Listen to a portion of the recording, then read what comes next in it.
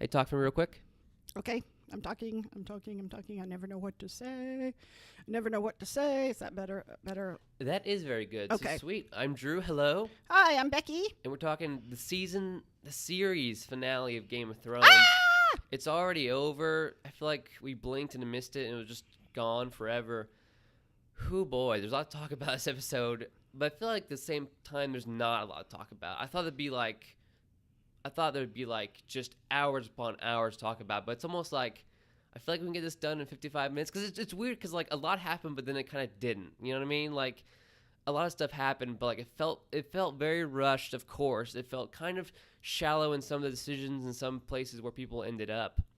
I don't know if you feel the same, but just generally, when I first watched it, I was like meh, kind of on the whole thing, to be honest. And then I rewatched it again last night, and I was like, it's okay. It's not good. It's not great. Gurm has said that George R.R. Martin has said this. The ending to Game of Thrones Wait is a minute. bittersweet. Gurm. Gurm. Oh, I George like R.R. Martin. it. I like it. He said the ending would be bittersweet. I feel like now it's just like a really sappy 80s movie ending. Good for them, you know? Like, I was expecting a little bit more, maybe a little more controversy, but I feel like how everything ended up was pretty good for everybody except for like one character, which we'll talk about later on. Yeah. I thought they all ended up in a pretty good place considering everything that has happened. But like looking back on the whole series, I think this was an okay finale. What do you think of I it? think it was, given the past couple of seasons, and especially this season that was pretty uneven in most people's opinion, it was probably about the best finale there could be, given some decisions that were made earlier. And but it's really hard because I felt like wrecked afterwards. And I've felt wrecked since it ended. I mean, we were recording this on Tuesday. I felt hungover yesterday and I hadn't had anything to drink. I felt like really just kind of emotionally wrecked and wondering, oh gosh, what am I going to do with all my thinking time now? Maybe I'll, people will do something a little more productive. But I've lived through TV shows a long time, and I think compared to, say, for example, Lost, which is the last show I can remember. I guess Breaking Bad. But before that, Lost was the last show that was really out there in the culture and was a cultural experience, and people would discuss it and were worried about what was going to happen and would have discussions, long discussions, and look for clues in the show. And compared to how they really messed up Lost, D&D stuck this landing. Double D's? The Double D's. In comparison to Lost, they stuck this landing. I think the only show that really probably ever came close to perfection in the ending was Breaking Bad. Mm-hmm. And this doesn't approach that level. So do you think even though it's been a little bit inconsistent these last seasons that maybe they stuck the landing in this episode, you said? I think they stumbled, but I think they came pretty close. Yeah, I feel similar. Does this kind of stuff feel earned when it just kind of happened over the course of one episode where Tyrion was brought back from, like, he was nothing, a prisoner, and then he became the second most powerful person in the world in the same episode, as opposed to that happening to Tyrion over the course of 7 seasons, you know? Like, some of this stuff doesn't feel super earned, but also I think, like, if this season was 10 episodes long versus 6 episodes long, would we like this ending if it was executed better, you know? Yeah, if both the last seasons had each been 10 episodes instead of season 7 episodes long? It was, right? ironically. Okay. And then 6, if each one had been 10, even though a lot of these were longer than 60 minutes, that certainly had been true of the show before, I think that a lot of the problems people have would have been dealt with better.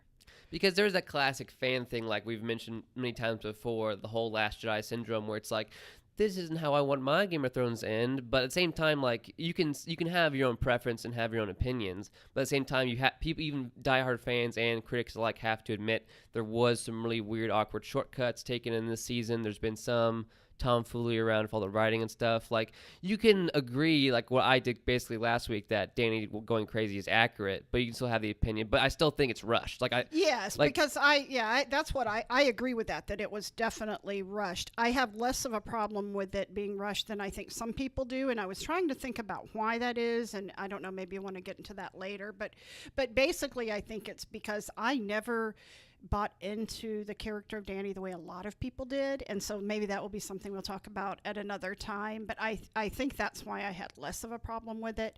But they were definitely rushed, and broke some basic rules. Like, I know that the whole thing with George R. Martin was that he did not follow the tropes of fantasy, and I'm good with that. But there's a difference between not following tropes and what I think some of what has gone on since they ran out of book material that break some of the basic rules of narrative storytelling. And I don't think, even if you're kind of trying to break the wheel, turn that stuff on its head and change the rules of narrative storytelling, you have to be really careful that it's clear that that's what's happening, and that you aren't just, like you said, breaking the rules really for the sake of breaking the rules, just because you can. Like breaking the genre, or like subverting expectations. But I feel like that term has become so superfluous, if I may use the word perfectly well, to Game of Thrones, because like, oh, Game of Thrones is great at flipping over expectations, like the Red Wedding and stuff, but then that hasn't happened recently very well in a long time. So we're tiptoeing around all this. Let's just jump right into it. Go character by character here.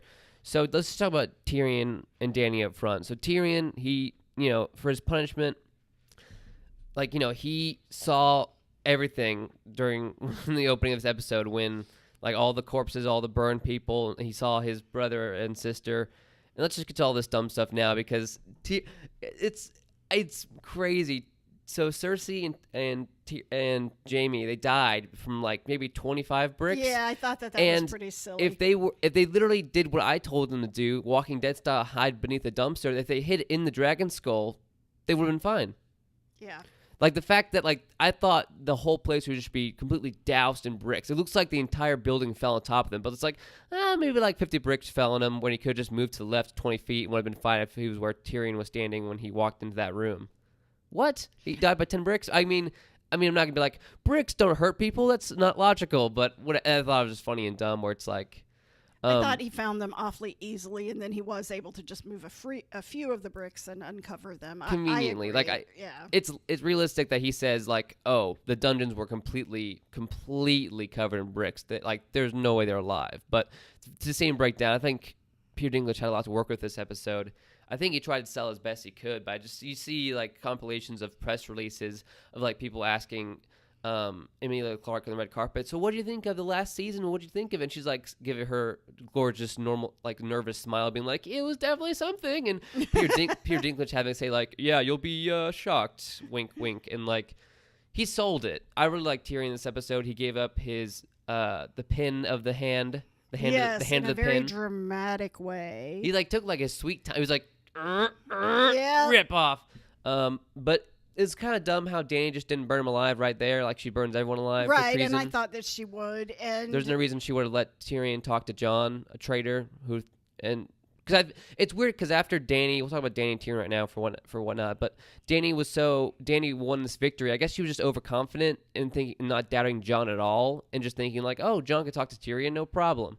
Yeah, I think that she sort of lost. I mean, there is something to be said about the way that she just obliterated the entire city, and then that did go to her head in a way, like the power of it and the feeling of it. Various characters throughout the years, including the Hound a long time ago, have said things like, to Arya, he said, your father will tell you it doesn't feel good to kill a man, but it does.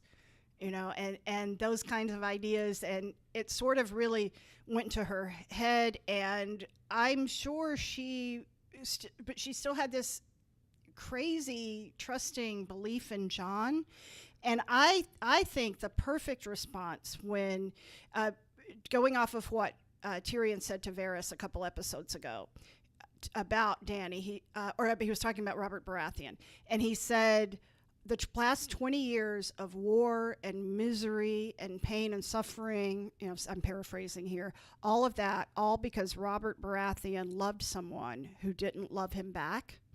And I wish that Tyrion had said to her when he said, "You slaughtered a city," but I'm not sure Tyrion realized this, but if he said, "You slaughtered a city all because you loved someone who couldn't love you back."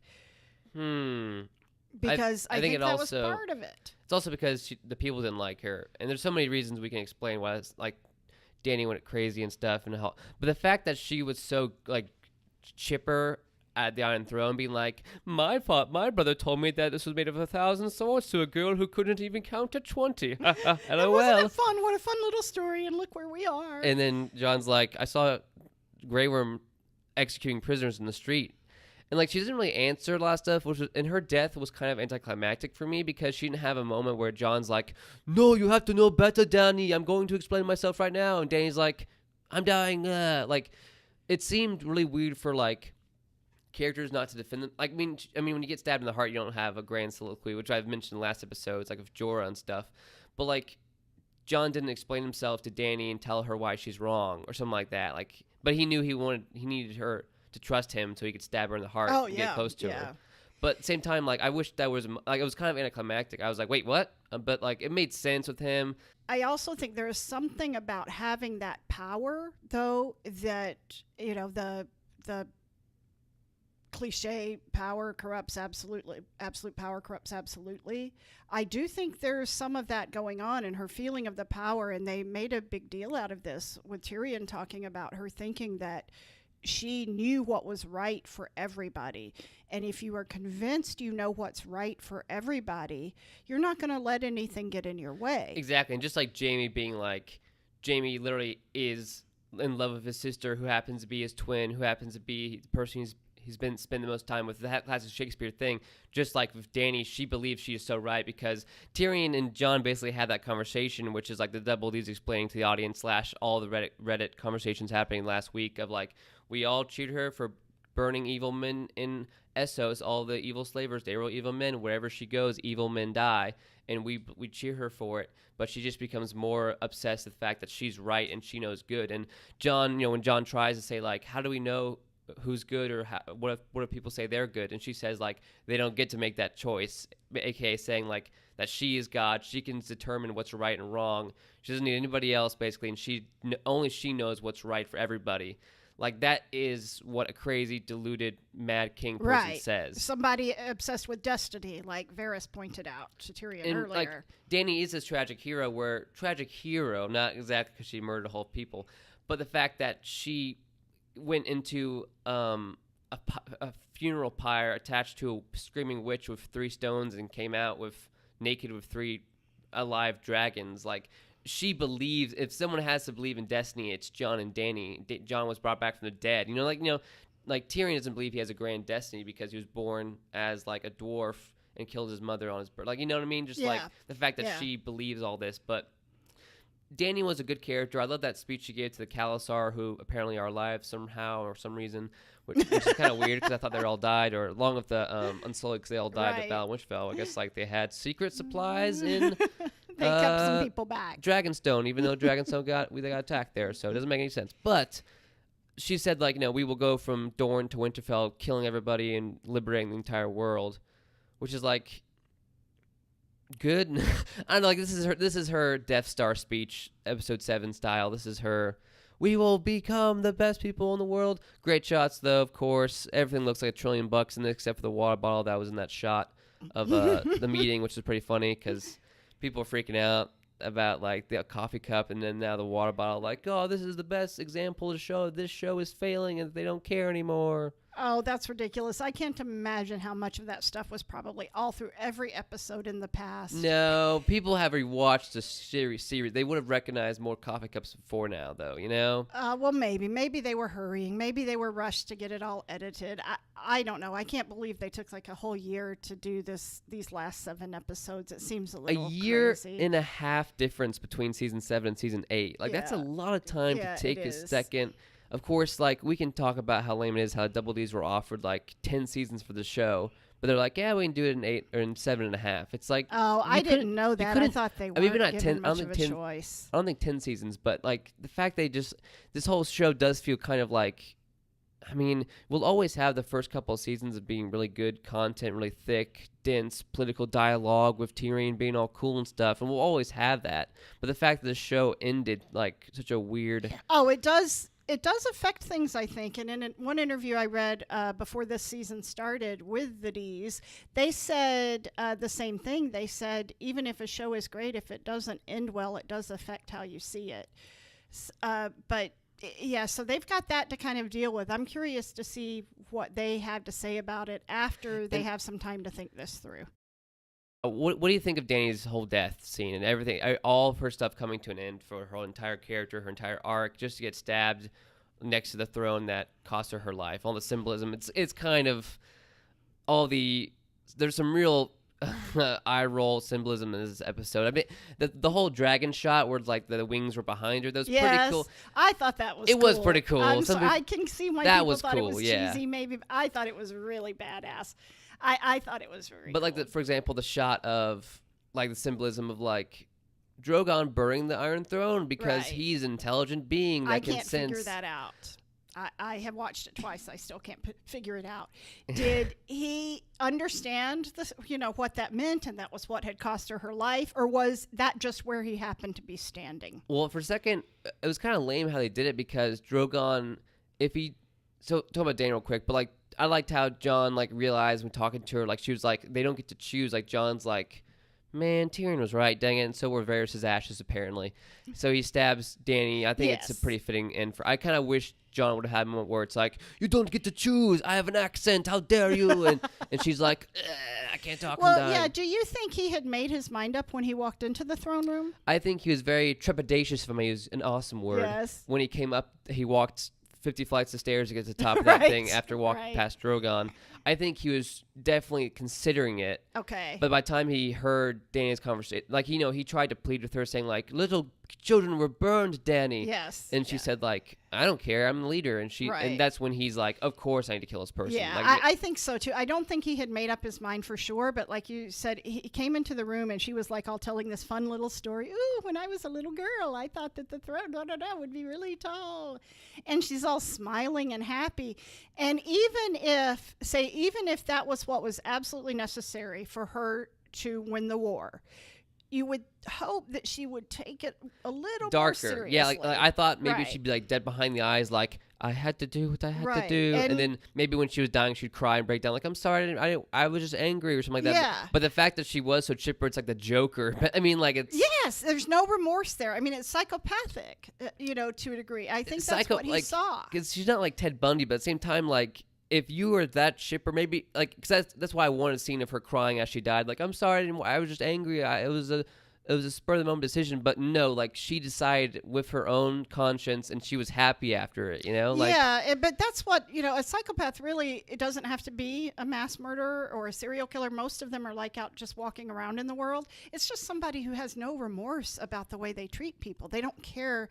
They use people and manipulate people. So I'm not saying she's literally, oh gosh, I don't want to thing in the comments about this. But I know I'm not literally diagnosing her as a psychopath. But I am saying that she lacked remorse for sure. You would think, like I said, even if it was 100% necessary, somebody with a heart, who we have been led to believe that she had most of the time, would feel terrible about it. And she apparently just doesn't, and her speech to the people showed it. And I think when Jon came in, he was willing to go either way, but not only was she all happy, then he said, but I just saw what's going on out there. You burned these children and everything. And she's like, oh, well, that's what I had to do. Yeah. And of course, Tyrion's talk of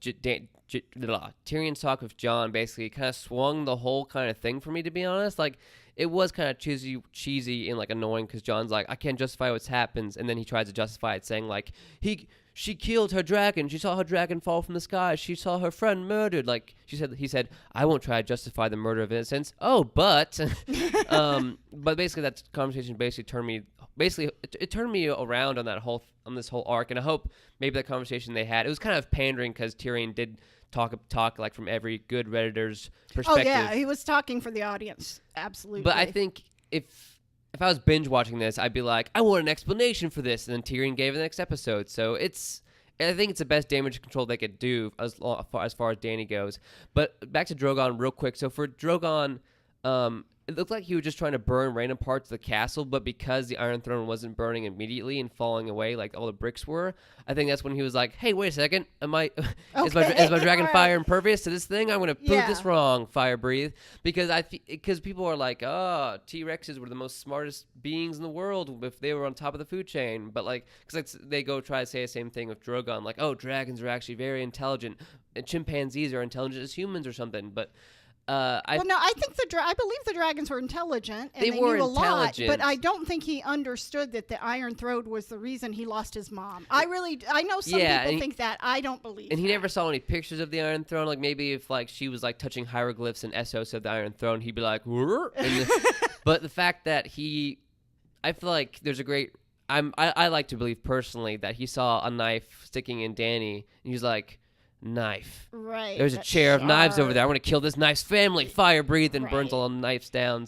But I like just because that's funny. And I thought because one other thing, for my opinion, which might color me in some regards, that I just like how some of this was so dumb. Like this episode could have been complete trash to some people and completely terrible, but I just liked it because some aspects of it were so dumb and ridiculous that it's just fun to give a chuckle of like, oh my gosh, this $1 trillion show had another water bottle in it. I can't even fathom. Two more. Have you seen it? There's two, there's actually. Two? First, the first things I saw yesterday, I only had found one, but there's another one. Oh, where is it? It's in the same scene. No, but really? later, and it's I think it's next to Sir Davos. Very possibly. He's always thirsty. But it's just hilarious to me that like little facts like that. But Drogon burns Iron Throne, cool visual, all that kind of stuff. We'll talk about Jon, what his fate is, but Drogon taking Dany away was cute, and like the whole. It's some people have said like the only emotional part of this episode that really affected them was with the animals, like when Drogon was like poking his mom Bambi style to wake her up and stuff, so cute and sad. But same thing when like Jon was petting Ghost. Yeah, that was a great. So like some people have complained that like the only emotion they got from this episode was when the animals, and like people were like, oh, this is Game of Thrones. I can't even get emotion from this, or because some stuff in the humans feel rushed as opposed to the gentle, pure nature of the animals. Well, I will have to just admit right here that I did cry. I won't tell you right now what part, and it wasn't animal related, but I did cry. Okay, sweet. But so, yeah, I felt some emotion about it. Drogon carrying off Dany, kind of poetic. The whole like she was a dragon and she died a dragon because she's on a dragon or whatever, which is kind of sad. I do, and then they did the time jump. They did the classic meeting. I do wish that Drogon would have just burnt Jon alive. Just Can Jon burn? That's the question. He burned his hand in season 1 when he grabbed because I didn't know that. Lamp and threw it at a White Walker to save Jeor Mormont. That's right. He burned his hand. He did. But they could have retconned that, and like I said, with dumb stuff happening, it would have been funny if like Drogon burned him. There's a huge fireball around Jon and Dany's corpse, and then like it cuts to black, and then like it's 10 minutes later, and Jon's like naked, and we see him full nudity, and it's really funny, like Game of Thrones style. But no, but it would have been cool if like. That was the last scene of the whole series, and there's just like fire. I thought he might, but I guess that would have been cool. It would have been like, oh, the W's are gonna get so much flack for this. This is terrible. But I love the choice if they made that kind of. Because I feel like the choice they made at the end of this season was kind of pandering, like, and everyone sailed into the sunset, and everyone got a happily ever after. It wasn't like this is a bittersweet ending of this terrible, dark, brutal world where John death didn't get means a nothing. Happy ending. But the whole thing of like they decided just to go for kind of a mediocre fan theory. They didn't just do anything interesting. The Night King didn't come back and win. No, it definitely was right. It definitely was not crazy and out there like a lot of theories were. The whole season, really, other than Dany turning heel, was not for a show that like we said earlier, for a show that's like known for subverting expectations. It's lame. They just went like, oh, let's have a generic happy ending. Let's not have, oh my gosh, the Night King was actually Euron the whole time, and the Night King kills everybody. In the next season of the show, there's going to be a time lapse of snow piling around the Night King sitting on a newly forged Iron Throne made of ice. Like, I wish there's been no, like, I loved how last episode where, like, we follow a hero like Dany for 17 seasons and then she turns bad. Like, that's never happened in the show before. And what else has never happened in the show before is just everything ending in ash, game over. But what are you going to do? So, Jon, we're going to talk about Jon's whole thing right now. So, Jon, I feel like he knows what it's like to be stabbed in the heart, because he was stabbed in the heart when he was Lord Commander. And, like, it's cool seeing him. It's not cool, but, like, it's interesting seeing him. You know, he was murdered by his Night's Watchman as Lord Commander, so he knows what it's like to get stabbed in the heart by someone betraying you. I can't imagine how hard it must have been to betray his queen, his Lord Commander, and stab her in the heart. It was, I'm sure, the hardest thing he ever did. And obviously. and he killed all the people who killed him, even Ollie, like a 10-year-old boy who was manipulated into doing it. Yeah. So why didn't Jon? I mean, Jon couldn't send Ollie to Night's Watch for a crime because they were already there, but I feel like Jon should have been executed by Grey Worm, and that's the end. That's more bittersweet. I thought when he didn't come out for the council and Sansa said, "Where's Jon?" I thought maybe he was dead already, and they just hadn't told anybody. I did think for a minute, oh gosh, they did execute him, but we didn't see it, so it that would have been something. Right. Oh, we executed him off screen, and they just didn't show it. Yeah, I don't really understand why Grey Worm had been executing those people because Dany told him to, executing those people from the Lannister army. And I can't imagine when they found Jon and realized he had killed Dany, I don't know how they didn't tear him to pieces. And yes, and like, you know that Jon was honorable and then just like ran to Norgo Tudo, a.k.a. Grey Worm, was like, oh my gosh, I'm so sorry, cry. But like, it's weird because Grey Worm is in charge now of all of Dany's forces, no matter what weird superfluous number he has left after the Battle of Winterfell when they were all slaughtered brutally. But, like, we don't know. Grey Worm has had no character development. We know, like, will he have vengeance? Like, if Jorah was still alive, Jorah would absolutely lob off Jon's head immediately. Yeah, probably. Probably. Because, like, there's no one left in Dany's corner except Grey Worm. And Grey Worm would have been like, all right, time to murder Jon Snow right now for treason. But, like, because, like, the whole thing where Sansa's like, if you look outside, there are thousands of Northerners who somehow survived the army of the dead who will not like you wanting to kill. Remember, it's all those people who refuse to come. Yeah, it's all the Glovers. Right. It's Mira. Yeah. But Grey Worm even says, like, we do not want payment, we want justice. And Grey Worm doesn't care about Westeros. He's like, all right, time to kill Jon Snow and sail away to North. See you later, suckers. Yeah, justice for him would have been killing him right on the spot. Because even Davos, I love Davos. He's like, you can start there's a open land in the Reach. All the people who once they are dead. And then, Bronn comes in with 3 crossbows, like, all right, guys, Reach is mine. Shut up, Davos. I'm coming in here. I'm going to demand stuff like I always do. But also, like, Davos, like, tries to give Grey Worm something. Like, start your own house. Let the Unsullied be your bannermen. But, like, does Davos forget they're all eunuchs who can't have children and grow their own house? I don't know. Pretty funny offer. Like, Becky, you are great. You have 2 legs. You must be a great snowboarder. I'll give you the best snowboard and ski lodge in the Alps. Do you want that? You know what I mean? Like, yeah, it made, but it was a typical Davos thing, though. I do think it was sort of in character for him because he's always trying to be the peacemaker. Good on him. I mean, he tried. But the fact that, Grey Worm was immediately like, we don't want, like, I'm from Essos where we cut off nipples for fun on the Unsullied. Like, I'm here for... So, like, so Grey Worm, we talk about him right now, like, I do think it's dumb that Grey Worm, who's dedicated to his queen, where he's trained as a slave to die for his masters and to do it without even a moment's thought.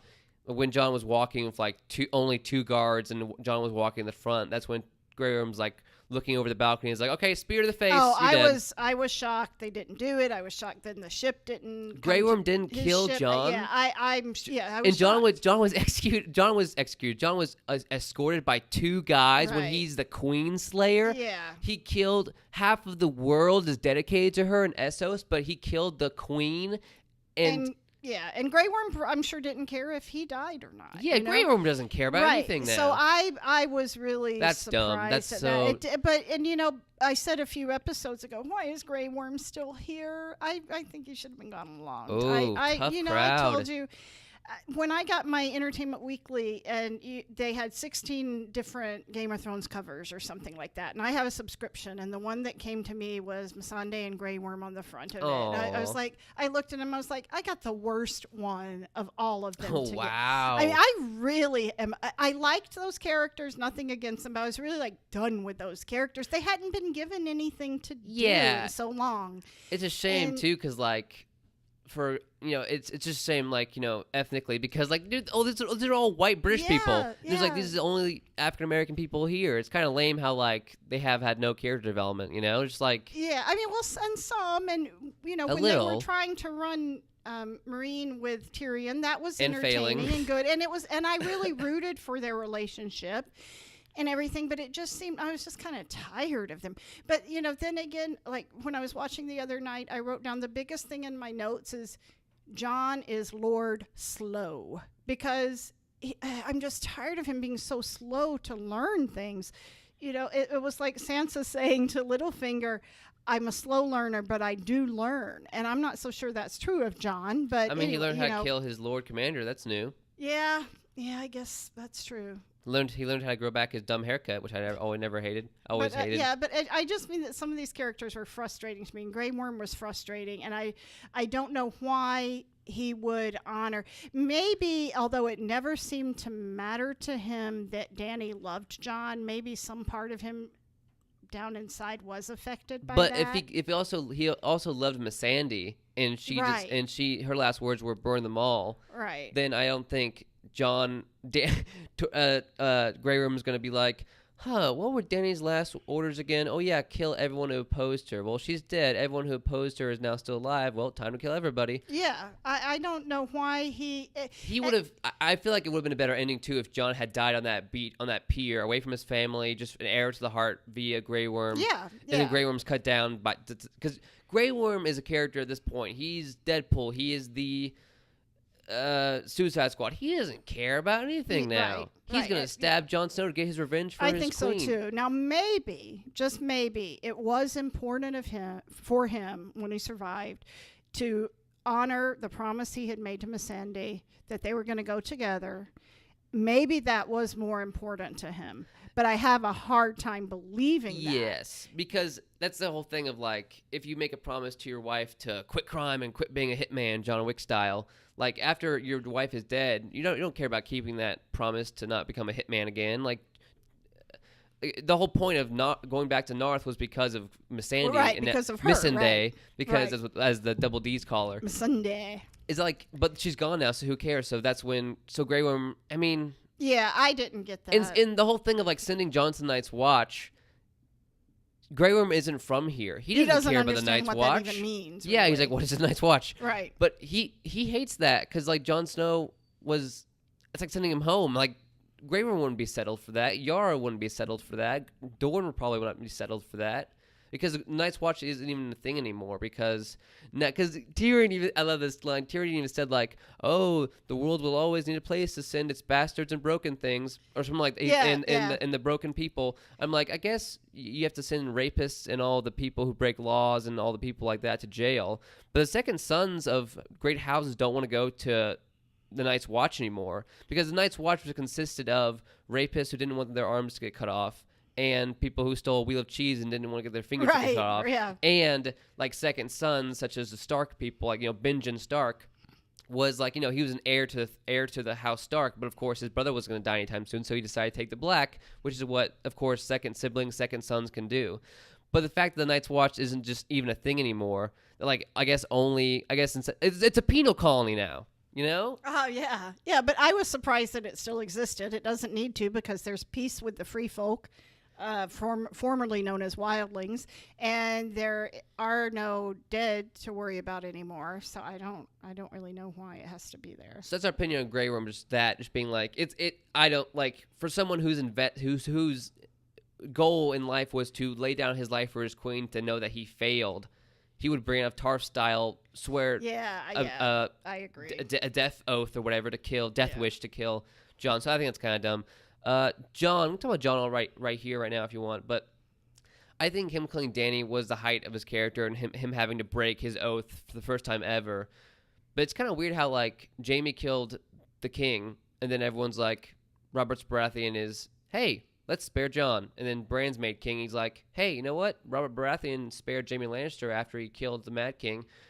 My brother Jon Snow killed the Mad Queen. You know what? Let's just send him to the wall. I'm not the king who has all the power in the world now. Let's send him to the wall. It's not like I have the power to spare him as the king of the Six Kingdoms. Yeah, and Bran wanted peace. That was the way that it was explained. There's so much to stuff we Jon. can destroy in this episode. But yeah, anyway, Jon had a pretty good character arc. I watched it with some friends of mine, the Harpers, shout out, and they said like that everyone, all the Stark children got what they wanted basically. Like Arya said she didn't want to be a lady, which is kind of vague where it's like, I don't want to be missing a leg. And then everything else I do is not that because, I don't want to be a lady means can it be anything else. Right. But, Sansa always wanted to be queen. Yes. She got that. Good for her. Yes. Jon always wanted to be a ranger in the Night's Watch, which is weird because that's kind of something he wanted when he was like 14 in the book / show timeline. Yeah. So like when I was 14, I wanted to be a rapper. Yeah. But Yeah. 10 years later, I didn't want to be a rapper. No, I don't think Jon got what he wanted. Did he get maybe as close to what he wanted as possible? He wanted to be honorable and didn't want to be a bastard. Yeah. But then he broke his honor and is still a bastard technically. Right. Oh, Jon. That's why if he died, it would have been a tragic hero. But now he's just gonna now it's really weird. Find Ygritte 2.0 out in the woods. Oh, I hope he does. I hope he does. He deserves it, I guess. Happy, but for him, I think that maybe dying that heroic death would have for him personally, because I think ever since he came back to life, he's not really into it. I mean, he loved Dany, and then look at what he had to do, and it was the first time that he had to make a choice and made what I think was the right one. Yeah, for everybody, because many wrong and ones. all that Tyrion talk for I completely believe that Jon would do it because Tyrion says every single good thing that any kind of plot person could say, saying like, "Do you think your sisters are gonna bend the knee?" Yeah, and Jon's like gives his normal because I made this awesome joke if I may say, that Jon's role for the last 3 episodes on the last season of Game of Thrones has been he's been paid the same amount as any extra, and saying his 2 lines he says is, "She is my queen and I don't want it." Yeah, that's all he's done in the last 3 episodes of the last season of Game of Thrones. It's been very frustrating. For him to break that finally was good, and the whole it made sense. All of it did, but just the fact that he ended his story just by walking into the woods and. It's symbolism for he always was free or something, or he wanted to be a free man in the woods, which good for Jon, I guess. I mean, there were definitely worse fates out there. I'm surprised he didn't get assassinated or killed, or no one from Yara didn't send an assassin to kill him or whatever. She was not happy. Yara was not happy. But anything else to say about Jon? I think maybe we'll do a series rewind to really think about it. But I think this episode he was consistent of his character of trying to be a good man. It's sad that he had to break his honor, but. Yeah, and become the Queen Slayer. But yeah, I was surprised also, just mostly about the whole Grey Worm and Jon Snow thing. I agree with you that I don't know that Grey Worm would have let that moment happen, but we didn't see the actual negotiation for it, and maybe also, that was a shortcut. Yeah. Also, Grey Worm's pants are so unbelievably baggy. Like his midsection where his torso ends, it's almost to his knees. I was wondering about the costuming too when I was watching that, and I shouldn't be thinking about the costuming when I'm watching baggy. the show. Yeah. It's just funny. It's so he weird. lost a lot of weight out there fighting the dead. Yeah, he's like, oh, he's a badass. He's the best warrior, but he has the best Zumba pants from the 80s I've ever seen. But anything else to say about Jon? Sorry. I think there's a lot to say about Lord Slow, but yeah, we can save all that for another time. I think that pretty much covers that he did what he had to do. Oh, one thing. I thought at the end of last week, at the last episode, when he said, fall back, to try to save what men he could, basically from their own side, from friendly fire. And then he was walking at the beginning of the finale through the city, seeing all these things. And he hadn't said anything really. And then he went to Tyrion, and the first thing he's doing is defending Dany. I thought he had finally seen the truth, and so he starts defending her again. And that I won't justify it, but that not to be racist, but just kind of one of those, not that bad, but so.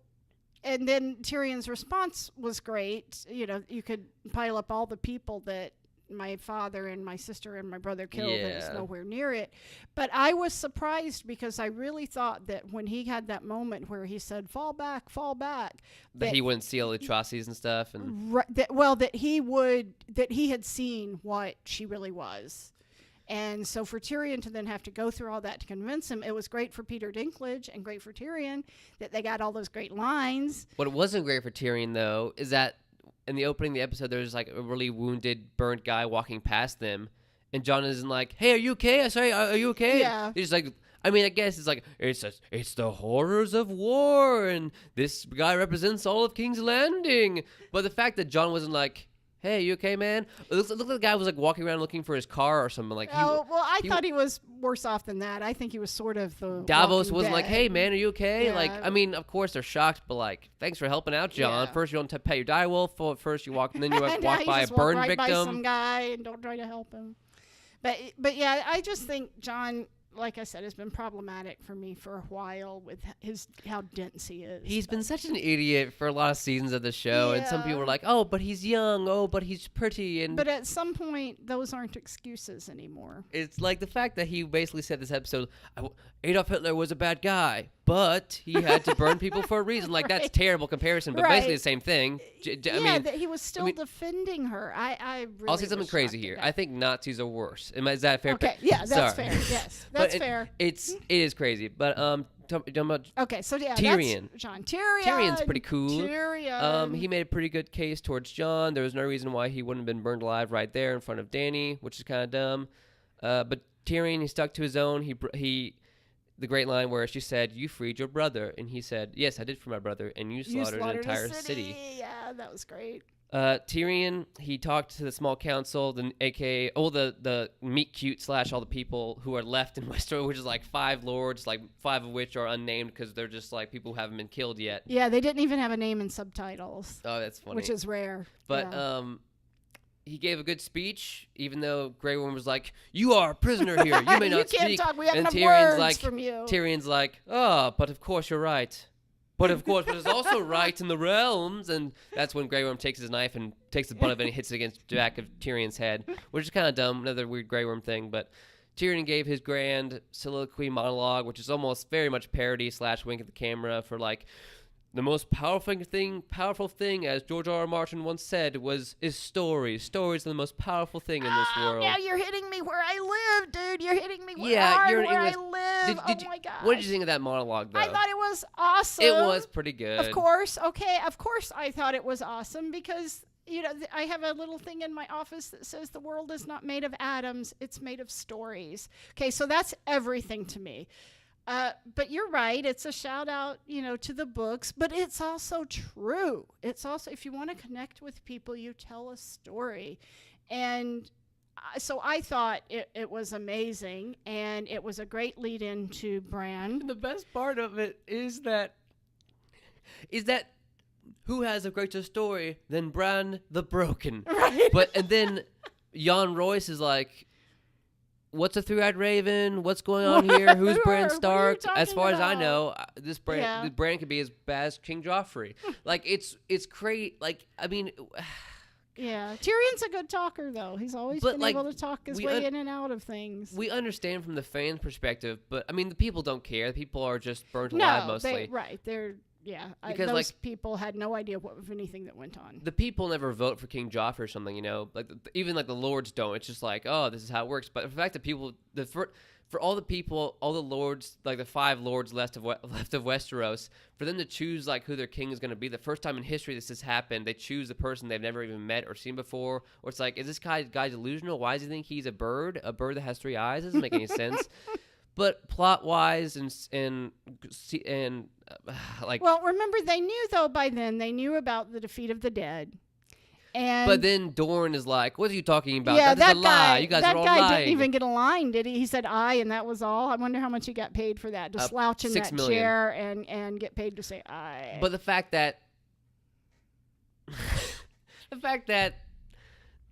Sansa at that party or whatever says like, "Oh, we fought fighting. A lot of our people have died fighting the armies of the dead." And then the Prince of Dorne's like, the army of the dead, sure, and my dragon has wheels on it. So, like, why do people believe that happened? Because that didn't happen. Because it's there's no proof. There's no nothing. Like, the Night King didn't attack the city. Like, there's no other dead bodies around Westeros. Like, because of stories. Oh, stories, but it's that whole thing. But Tyrion, very, very good throughout this episode, in my opinion. Had a good pretty end as the Hand of the King. I love punishments in culture and stuff where it's like, instead of just killing this person, chopping his head off for his crimes will be paid for by himself by fixing all of his mistakes. Because it's kind of lazy just to kill someone who made all the mistakes and then having to clean up after that person's mess. Absolutely. So it's kind of a dumb plot thing of Grey Worm says, well, I'm just going to kill Tyrion right now in front of you all. Knife stabbed to the throat of Tyrion in the back of the head. But, I mean... And Bran was like, I'm the king now. I can do whatever I want. Yeah, exactly. And Tyrion is saying, I don't want it. And Bran says, I don't want to be king. So Tyrion ended his whole story pretty well. Like there was some great symmetry and parallels when he went to the hand of the king's office at the beginning of the episode and like had no hope and just fear and stuff. But then at the end of the episode, he was saying all the chairs right in the hand of the king office. So he had optimism. He had hope. And it's all good for Tyrion. Good for him. Last Lannister, last dwarf in Westeros probably, because Cersei killed the rest of them. Yes, killed everybody else when they were looking for him early on. Mm-hmm. Anything else to say about Tyrion? Anything?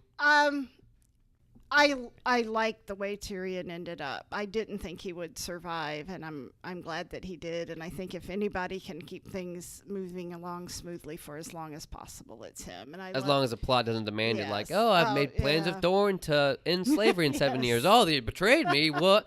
But Tyrion has always been, like we said, like the guy who's like, but logic, I'm the smart man in the room. But luckily, he's the Hand of the King. He got humbled, though, right? Because he said, I thought I was smart. I thought I knew what was best. Which is what he also said in season 5 when he was with Grey Worm and Missandei. He's like, I've been a slave. I don't want to have this. And Grey Worm's like, for a day. You were like, you're what it's like when like someone goes to goes to Britain for like a week and comes back with a British accent, which is what Peter Dinklage already sounds like in real life. But yeah, I think that that he has been humbled, and I think that he's learned, and he's the one person who really seems to be able to learn from his mistakes more quickly in a way that can be helpful. So maybe he can hold everything together. We hope. I mean, because it's so. Maybe we should talk about this whole King's Moot or whatever it's called from Lord of the Rings. Yes. Right now, so. I was surprised to see everybody. John Aaron's so hot now. It's so cool. Robin Aaron. Yes. Man, the guy got hot. It's crazy. People are swooning. Yes, I know. People are loving him. And man, he must have grown about 3 feet. Well, yeah, I mean, like Tormund Giantsbane drank giant's milk, which made him super strong. He drank normal milk for like 8 years of his life, and that made him super attractive. And Who knows? Made the bad men fly, Mommy. But the bad men fly. Yeah.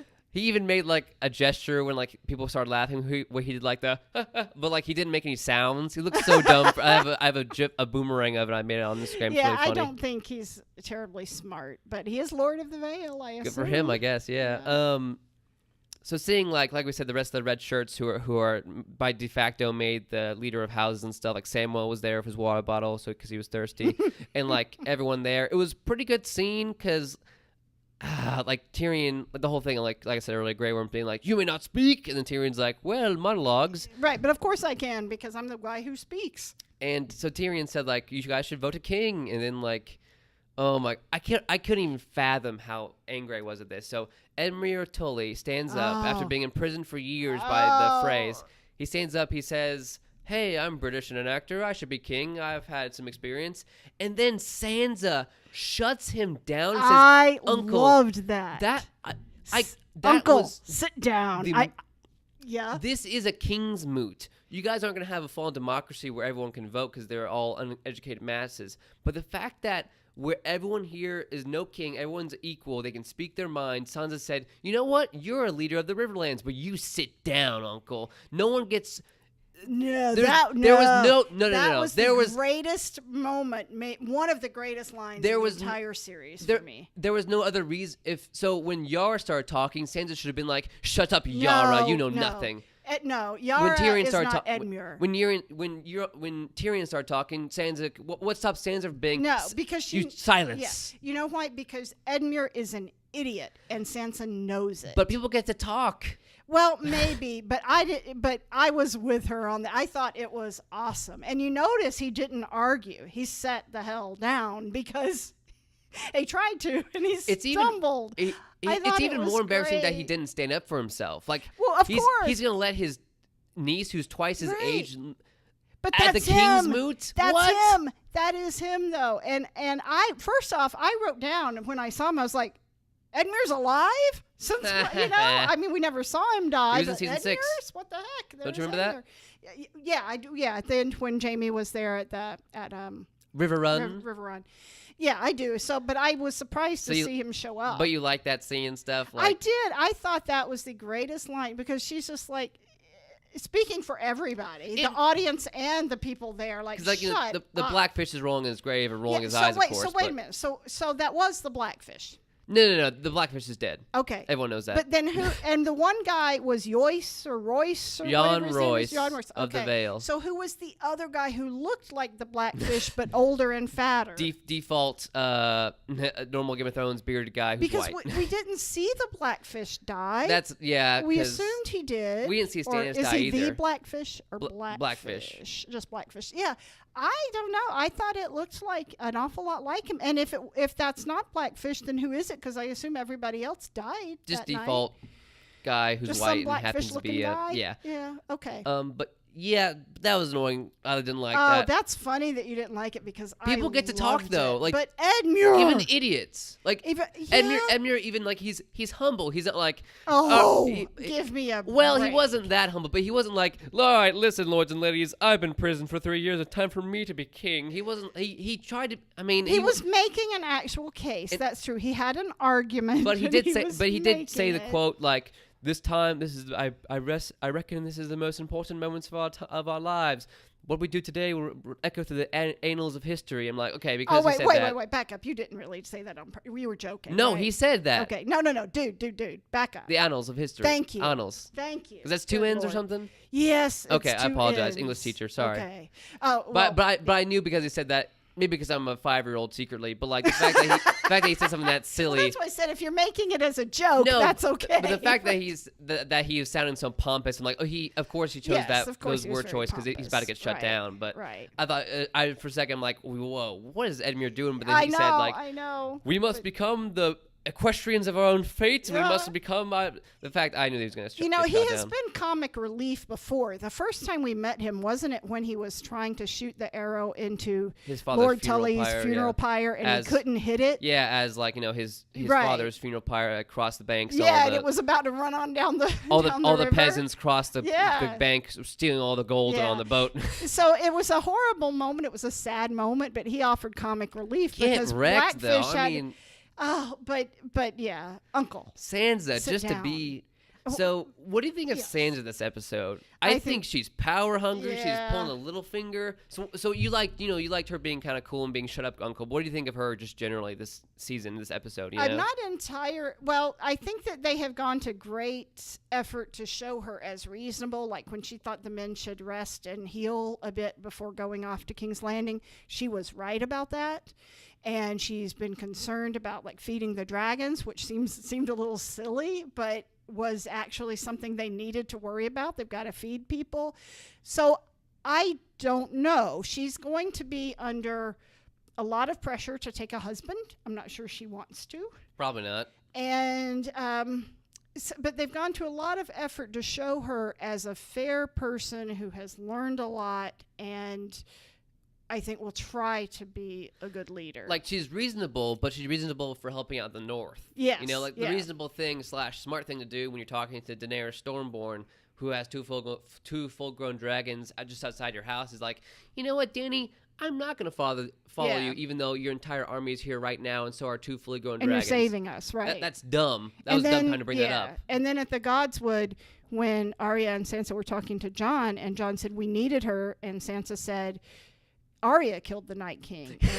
And Arya because, said, even like Arya or Sansa was like, "Oh, we need the Dragon Queen." Like, you guys didn't need anybody. Yeah. Arya's a ninja. She could have just done this. but Arya 3 seasons said, we respect that we did need her.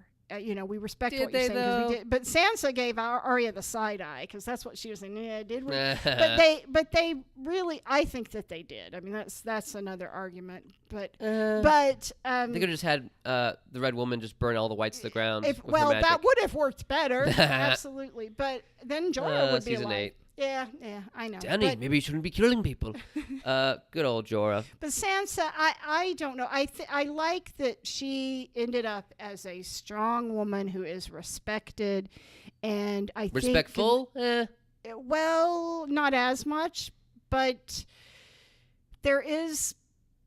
I don't know. I don't know what her future holds, but I'm kind of happy with how she ended up. It was pretty cool, her becoming Queen of the North and stuff. But I just thought, like, in that meeting where she's like, "Brother, you will be a great king, but we've lost too much, even though there are thousands of us left somehow."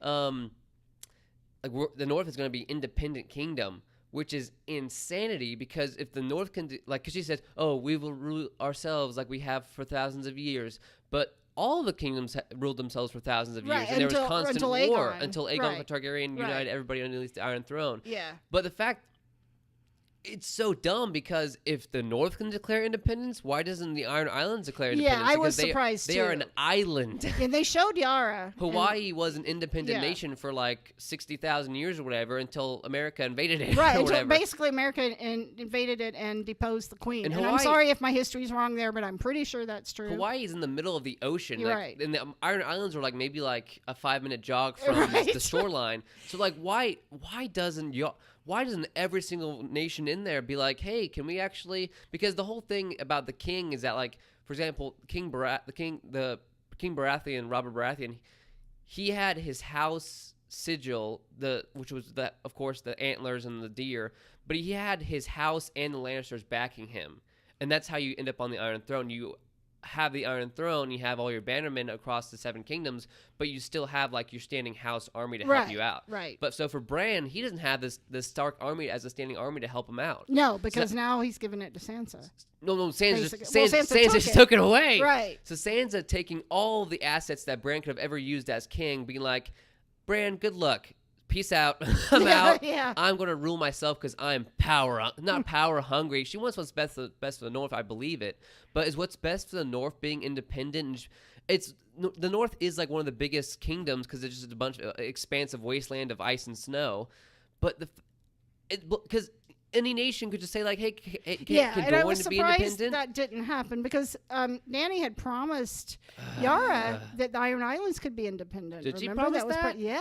I thought she said independent from like Euron's rule. Did she say Did she say that? I think so, but I could be wrong. Because I guess technically that would have made sense from Dany, because she promised the 7 kingdoms, and Pike, the Iron Islands, is an island, so I guess it doesn't count. Yeah, I always get confused about what the 7 But kingdoms Yara are. isn't going to ask for independence. Like Dorne, I was surprised that it's she so didn't. funny because like you pan around the room, like everyone's wearing the drab, gross, Right, gray, and and then Dorne's like wearing Dorne like a is- sweet, awesome, like orange neon pink outfit. Like his hilt of his sword looked like a lightsaber for a second. I'm like, oh my gosh, does he have a lightsaber too?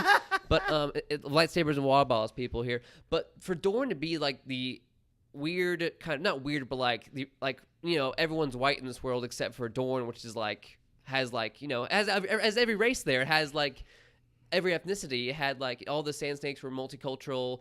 For the Dorne not to want independence as well, because they're so different. Like, yeah, but they're the place where everybody goes for vacation, so Yeah, they I guess probably they make a need lot of money off of that. time shares Yes, and stuff. yeah, they do. But yeah, the only certainly Westeros is not racially diverse.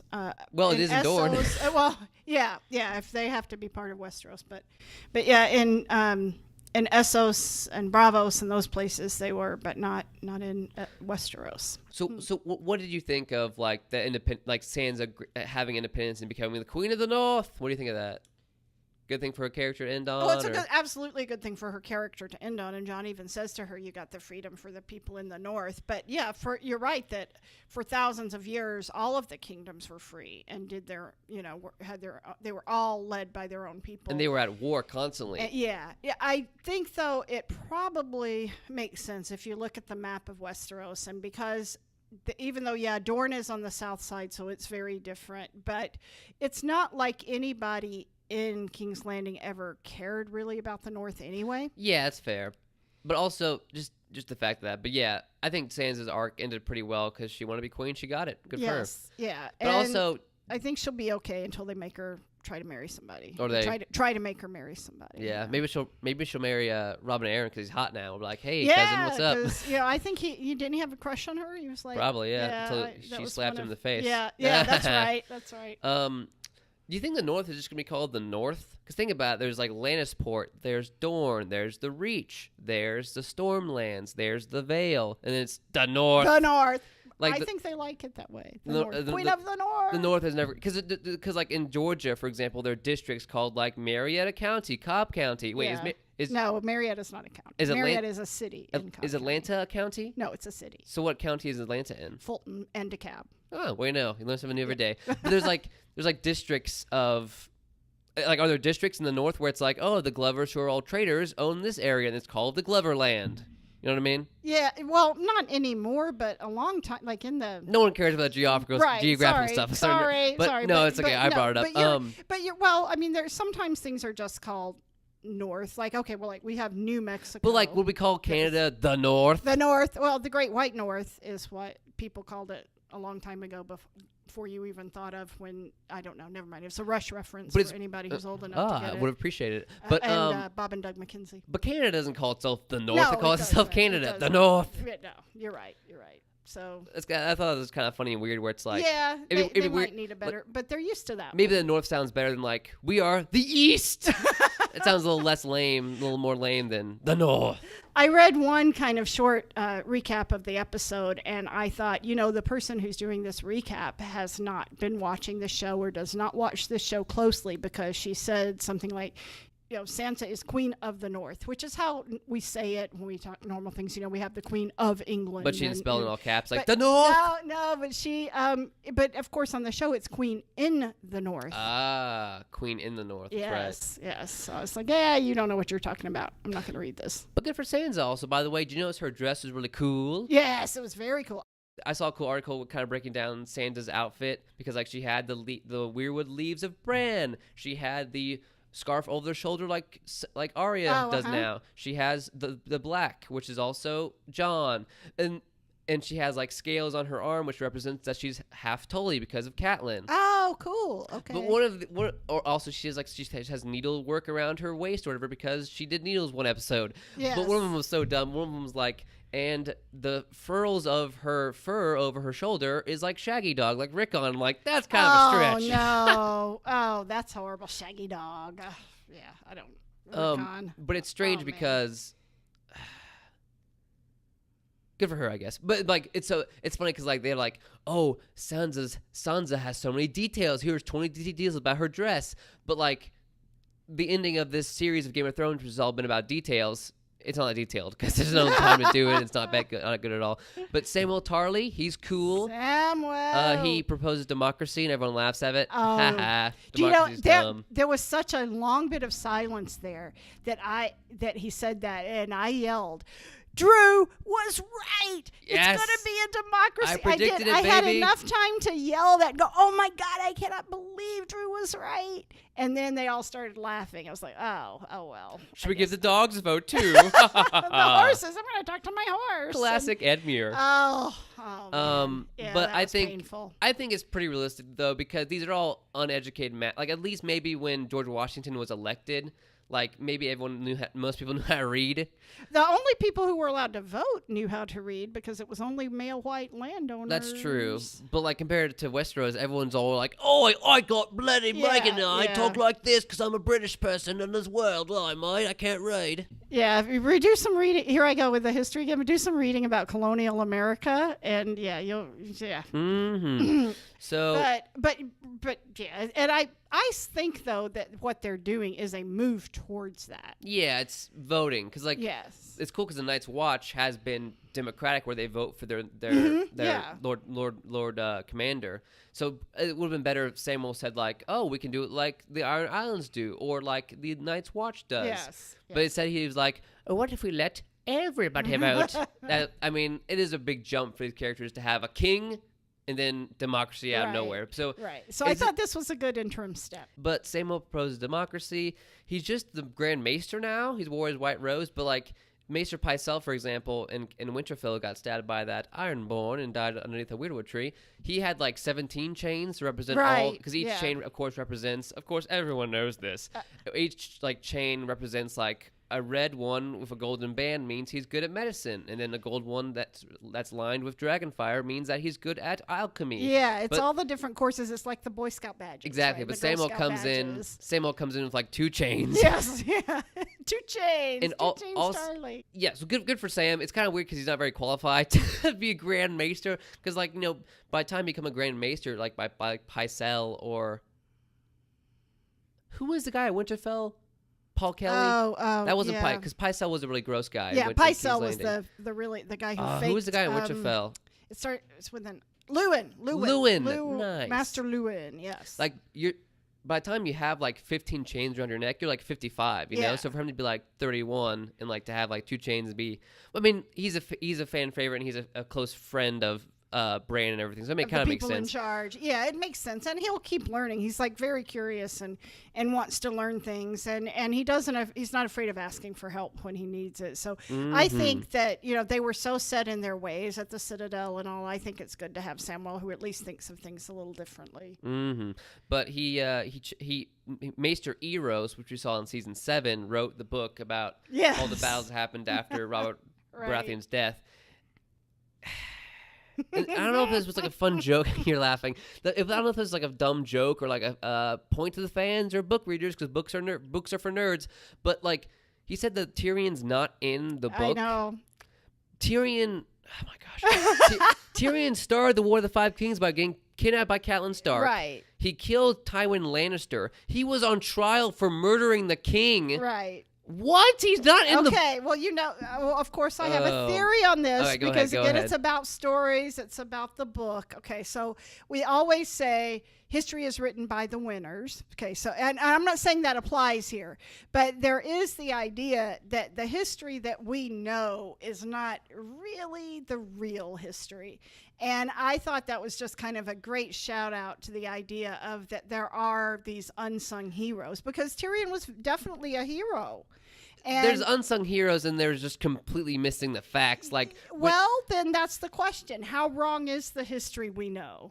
It I- could be very, very wrong. I mean, like, who's a secondary character next to George Washington, such as John Adams, probably a guy in history. He was still important. He probably But did some stuff. he was also president.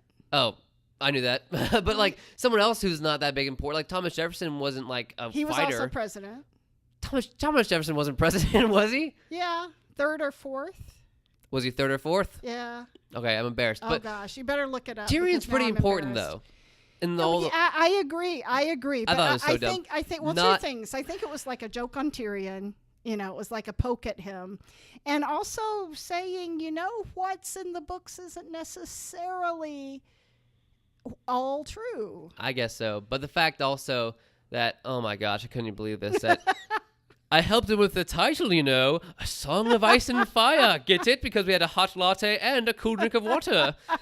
The fact that he said, so dumb.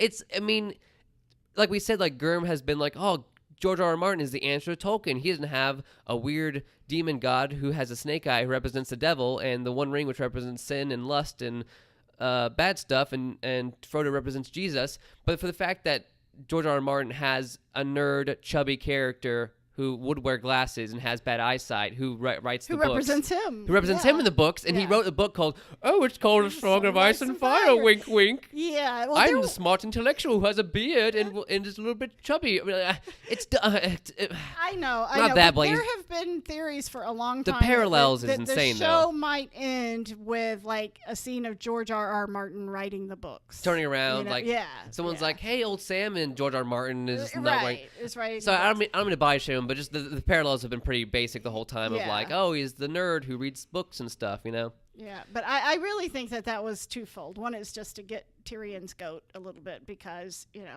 oh, he must have said some bad things about me. But the title, did you roll your eyes, though, at that? Oh, yeah. But I knew that was going to come ever since we saw him discussing the book when he was at the Citadel. And he said, that's ago. a boring title. You need to I work forgot on the about it, title." so I hope, Yeah. oh, well. I knew that was what it was going to become probably, but I do think that Tyrion being left out of it is served to. It wasn't just for the sake of humor. It was to point out that and if there are things about history and people from history we don't know that we don't know it. And there are some, because one of the things that Cersei says to Joffrey in the first season was like, "You are the king. You can make history. Do whatever you want." And another thing that Joffrey brought up, which I almost forgot about, was that Joffrey said, we shouldn't have just lords and people who are loyal to us, who people in the area are more loyal to the Starks than they are to the crown. We should have a standing army that's only loyal to the crown. And then, Cersei luckily said, smartly so, she said, oh, but who are they going to be more loyal to, the king or the people who they live next to, Right. So for Bran, does he have a standing army? Because what kind of army does he have? But he's going to have a master of war, so I assume he will, but I don't know if he'll have a standing army or not. A standing army is one of the most important things in developing a nation state, right? Yeah, and is he gonna have 1,000 people from each nation to be that? Because what person wants to send 1,000 of their troops to become the king of somewhere else? It's crazy. They all just didn't want their independence. But moving on, Samuel's cool. Good on Sam. He's a Grand Maester now. Good for him. Brienne of Tarth. Did you notice all the cool Kingsguard armor now has crows in the center of it? Yes. That's cool. Oh, it was very cool. Still kind of weird that all the commoners still what's a blue-eyed raven? That doesn't make any sense. But who cares about the commoners though? They're all dumb. But Brienne writes Jaime's chapter because she's the Lord Commander. Only she can do that. And he's in season 4, he was like, my chapter's not done yet. It doesn't have much in it at all. The Lord S Commander can write a new chapter for me. Right. But yeah, I really liked it because it did Brienne, who hasn't had much to do this season besides get dumped. But good for her though. And become a knight. Yeah, of course. Yeah, that, and she fought valiantly, all that kind of stuff. Right. Would you like to read? I want to read what she wrote in the book because I thought. Oh, go ahead. Yeah, because I wasn't able to see every word. I got the gist of it, but good cursive, by the way. Also, she wrote it really fast and then closed the book so that all the ink would. Yeah, I'm sure it did. Yes. So Jaime, here we go. Captured in the fields at the Whispering Wood, set free by Lady Catelyn Stark. Took Riverrun back from the Tully rebels without loss of life by threatening Admiral Tully to launch his infant child for catapult over the walls. Outwitted the Targaryen forces to seize Highgarden. Attempted murder of the future king by pushing him out a window, crippling him. Let's see what else we got here. Murdered his own cousin and an innocent guard to escape. Fathered 3 bastard children, 2 of which died by poison and the 3rd by gravity. Had non-consensual sex with his sister over the corpse of their dead son, who also happened to be the king. It lured the Unsullied into attacking Casterly Rock, sacrificing his childhood home, where his practice of incest began, pledged himself to the forces of men, and rode north to join them at Winterfell alone. Was a mediocre kisser, if I'm honest. Took the only female knight's virginity after he made her the only knight in the 7 kingdoms, and then betrayed them all anyway and went back to his sister. Died from 20 bricks defending his queen, where he could have hidden in a dragon skull. So that's kind of the history. That is just rude. That is rude. No, I'm sorry. No. I'm sorry. Oh, no, because I know the last line was, died defending his queen. But he didn't really defend her. He died. Well, again, how is history written and by whom? The victors. But at the same time, you can't, And she wanted him to look good. But people had their... maybe George Washington was, a weirdo and wasn't a really great guy. but like the history books remember him as he was the founder of Yeah, America. yeah. It's like we don't hear the complicated stuff about Alexander the Yeah, Great. that stuff usually, unless people left a lot of letters behind, and even then, a lot of their letters weren't necessarily personal. Most of what we know is from people who actually wrote it about them, who lived at the time. So we know more about George Washington than we do about Alexander the Great or Genghis Khan or people like that. But I mean, that was rude of me to list all that. I guess I just thought it was funny it was because true. But I love Jamie. it's rude and immature of me, but at the same time, like if Brienne was writing a letter to someone and she was able to give this exposition that she kind of forgave Jamie and accepted who he was, but the fact that she wrote in the history books that he did all these great things, he was a great man, like I guess he's dead, so who cares? Except for the fan base, of course. But do we really? I mean, we choose to remember the best parts of people. Exactly. But when someone's worst parts are that bad, like that's pretty bad. But they don't belong in that book, and she saw the real him, and that's what she wanted people to know. She saw the real him as he dumped her and left her for his baby sister mama. Yes, but he did. Their He's whole a complicated conversation, guy. right? Their whole conversation in the hot tub thing, where he told her the truth about what happened with the Kingslayer. It showed him. He showed himself to her in a way that started their whole relationship, really, and it showed that he really struggled with who he was, and he wasn't perfect. And I doubt, I think a couple pages or a page before Jamie, it was Sir Arthur Dane and other people in there. Barristan Selmy was on there too. Yes, that's right. Good old Selmy. You know that doesn't have all the bad stuff in there, all the bastards they left and all that. Yeah, kind of course. stuff, But like at the same time, though, like when we really think about it, like was Jamie was Jamie being his true self when he like embraced Brienne and stuff, and when he went back to keep her from being raped and went back from being attacked by a CGI bear? Was that his true self, or was his true self going back to love his sister because that's what he always loved in the first place? Both, because I guess he's complicated. Because you could make the argument of like, oh, he always cared about Cersei all along, so he didn't really change at all. But that's not true. He changed a little bit. Yeah. I mean, he did threaten to shoot an infant on a catapult. That wasn't great. But would he have really done it? I bet so. He said I would killed every man, woman, and child in the Riverlands to get. I mean, that's true. He's a complicated man, so I accept that he's a complicated guy. But for just shower him of praise, he saved the world from King Aerys. He did all these great. I mean, how many years did it take for people to finally admit that Thomas Jefferson fathered children with one of his slaves? Boy, well, that's not good. A couple hundred years. Yeah. People don't know these things or don't want to say these things when they happen. People are complicated. People are complicated. Yeah, I mean, and it's a different time, I guess. I mean, it's never excuse. Like Thomas Jefferson was a different time for him, before slavery was a thing.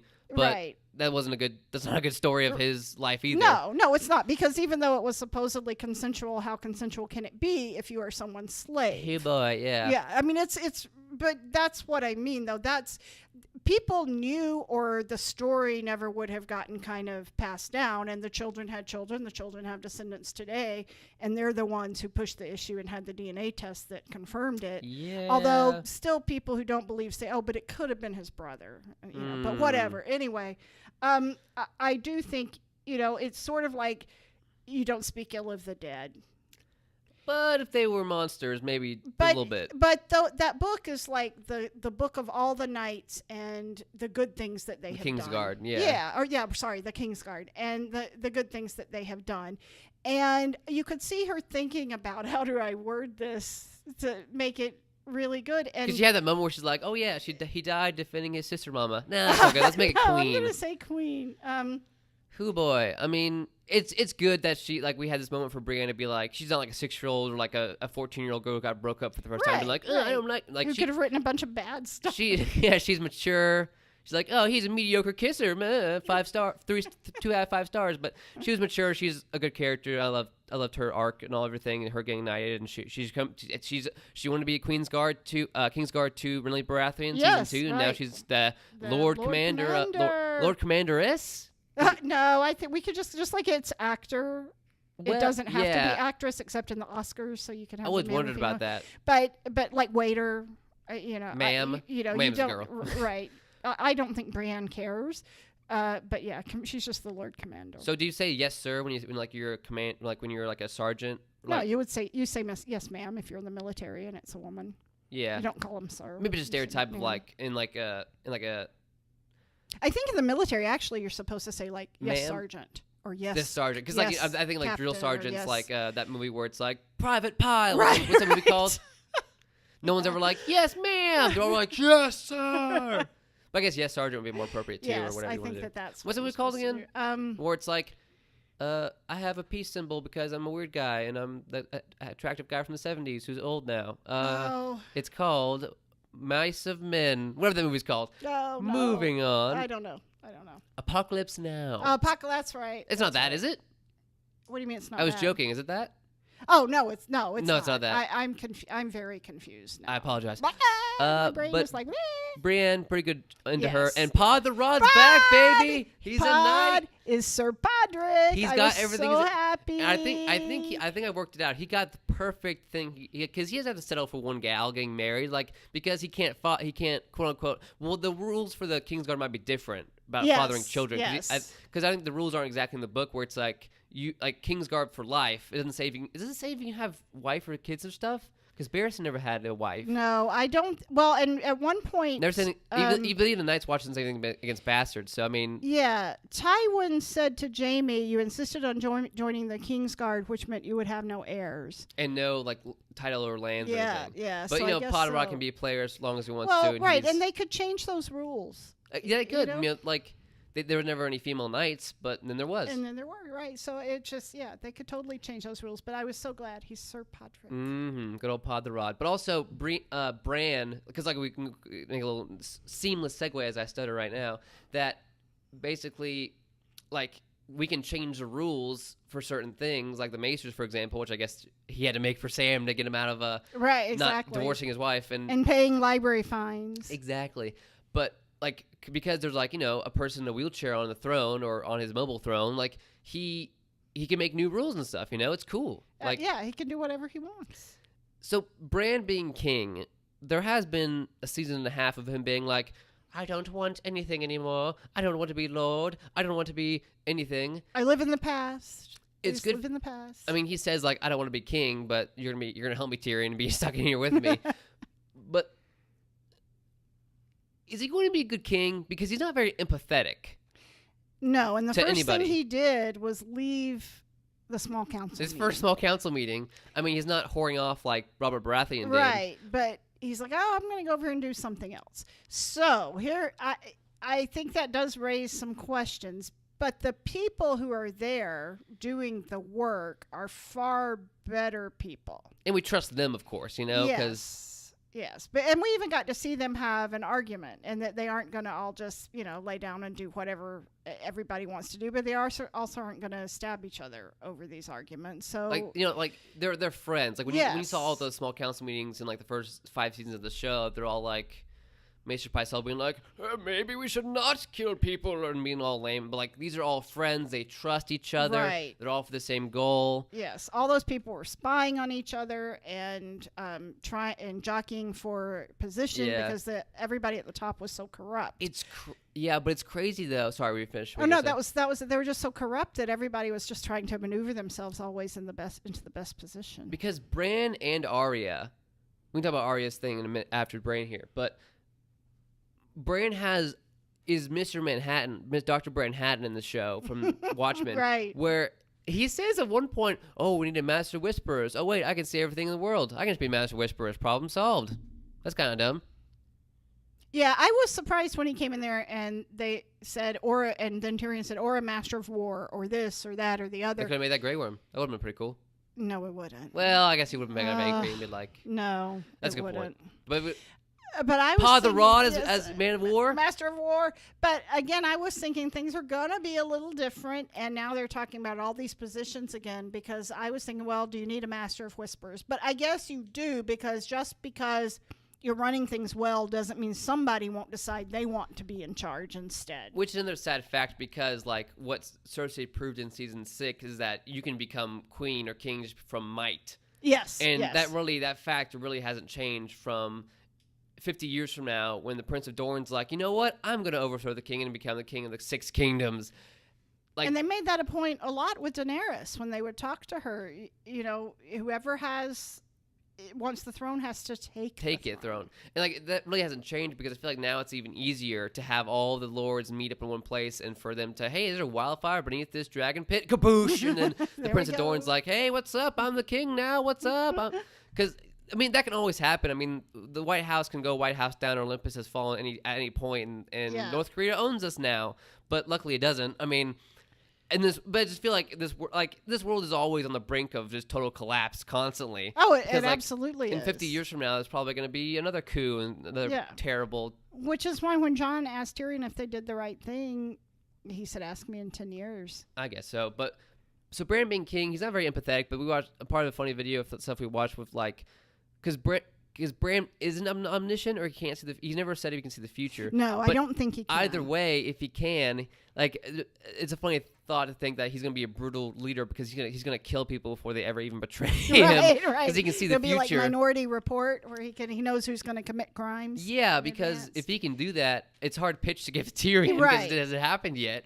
But I would do it. Yeah, I don't think he can. I think they've never said specifically that he can't, I guess, but he can see the past, and if he wargs, he can see the present. Like, what would have been cool, even though this would be impossible, it wouldn't make sense, is it like John Royce or the Prince of Dorne could be like, hello, is this possible? How could you be the leader? You are a broken man. You have no standing army. However people in Dorne talk. And then Bran summons Drogon, wargs into his mind, and then lands in the dragon pit. Is like, oh, is this enough for you, Dorne? Because like it is kind of lame how Brandon Stark has no standing army now to protect him and the crown. Maybe they do. Maybe they should have had one line to explain that. But like, it would have been so cool if like there was like a coup that was about to happen, but then like a Drogon just came like with white eyes. But then it's like, why didn't he warg into Drogon when he was burning people alive? That would have been nice too. But I wondered about that. I mean, he was too far away. He didn't know what was going on. But I had wondered. Too far away. He can see into the past. He can't see into the present. He was but he was at Winterfell, and he couldn't know. Like, he didn't know what was going on. But unless, I guess, he could have gotten inside some ravens and gone down there. Yeah. I wondered that too. I wondered if Bran was able to warg into Drogon. It would have been funny if like he warged into Drogon in like the final scene, and Tyrion's like, "You could have done this the whole time." Right. Avoided all of this. And then cuts to black, and then dun dun dun dun dun dun. Yeah, I wondered that too. But or if he said he's gonna go look for him, and if he finds him, what's he gonna do? Like, could take control of Drogon and poor Drogon. drown him, or drive he him is the last one. Ocean, drive him into the sea. Poor Drogon. He's dead. He's the only dragon left. That's sad. Anything else to say about Bran? Like, it's weird. It's a weird jump for it seems like a weird fan fiction for him to become king, because he's not very empathetic. He doesn't really care about people. Like, he does live in the past. I hope he's like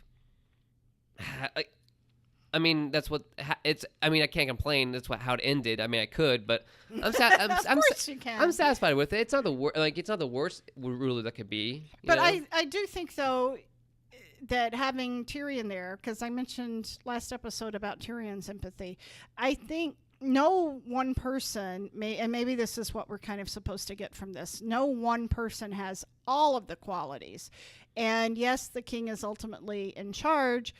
But if he has the right people around him, it makes a big difference. And that, like, of course, he won't have idiot children who will be cruel. Right. Which Tyrion points out. Because Sansa, another thing that pissed me off was she was like, he's a cripple. He can't have children. Like, girl, have you seen him? Do you know if he can do anything? Right. Don't be mean.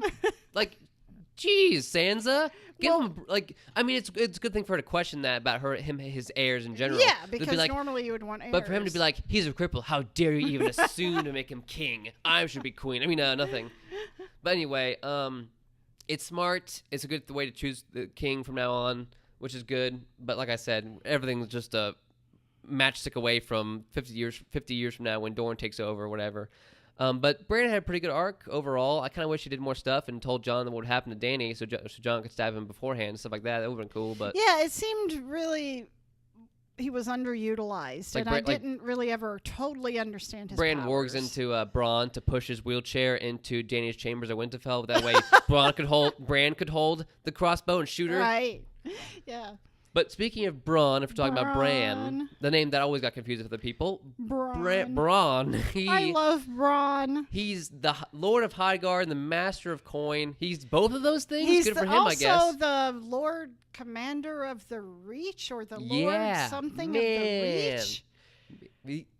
But it's funny because he's like a high lord now, but he still has like fingertipless gloves and stuff, you know? Yes, he's still Bronn. But also, like, himself. I think there's a great Reddit thing where it's like, well, I can't wait to see the next season where Bronn stages a coup and becomes king. Because if Bronn is becoming the master of coin, like, he didn't know what taxes were like 6 seasons ago. He didn't know what interest was. Yeah, but he's only because he had never been taught. He's a really smart guy. He is? Yeah, he's definitely He's good smart. at killing people, but like, well, is he yeah, but good at I think he's been shown to be pretty clever and to be at avoiding quick learner. At avoiding doing his taxes, though. Yes, and yes, not that doing would be them. him. But as the master of coin, yeah, that's a weird position for him to have. But because I think, like, what does Bronn want? He wants to settle down. He wants to just stop having to kill people. Maybe. Yes, because he's an older gentleman. He's right. He doesn't want to have to fight people anymore. Forever. He wants puts to himself at risk. He wants to just end his days happily ever after, I guess. Yes.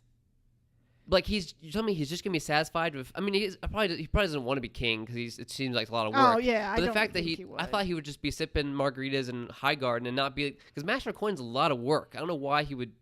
I guess maybe he's bored. I think maybe he would be too bored in Highgarden. Like, yeah, he probably would, just sitting around. Bronn is kind of like that weird, like, Euron-esque character where I'm like, Bronn, what do you want to do now with your life? Right. You know, like, what are you gonna do? All you've ever wanted, what seems like, it's just coin and hookers and stuff like that. Like, do you have any ambitions? Has this always been in your character? It's kind of a weird left turn for you, buddy. But well, I think when he said to Jaime and Tyrion, when he talked to them about all the great houses originally being started by men, I don't remember the phrase Jaime had used, but cutthroats. Cutthroat. Yeah, cutthroat. Yeah.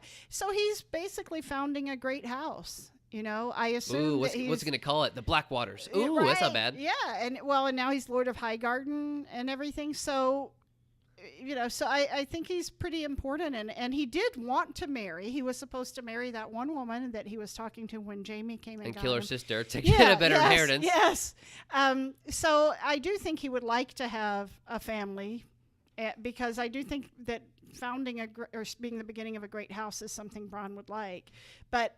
I've loved him since the beginning. He's always great when he's on screen. He's had some of the greatest lines, and so to see him land like that's good for really him. Good. I mean, yeah, it's one of those things where like Bran as king is kind of weird, but oh well. He's Lord of Highgarden until Unsullied come back from North and take it back and like, hey, what the hell, Davos? You offered that? Not cool, man. We kind of like that idea after all. But Bronn being Lord of Coin, that's cool. Master of Coin. Arya, she's cool. Yes. Like we said earlier, like she said, all she's like the dreams of these people, of the Stark kids. Sansa wanted to be queen. Jon wanted to be a ranger in the Night's Watch, and Arya wanted to be not a lady. So it's like it's fun that like it's so vague for her, where it's like I don't want to be an astronaut. That means I can do anything else. I can do anything But the fact that she only wanted to sail west of Westeros because she had that one scene of Lady Crane like 5 seasons ago being like, what's west of Westeros? And she's like, I don't know. I'm not a named character who's going to die in this episode. You know what I mean? Right. But I thought Arya would be like, she broke off from trying to kill Cersei to go back to Winterfell for her family. And she went back to Winterfell. Arya's weird. She didn't try to kill Dany at all. Like, Dany was walking across a huge open field of 4 guards, and she didn't do a Night King stab her in the back, which because she apparently can, and it's super easy. What in the world? What?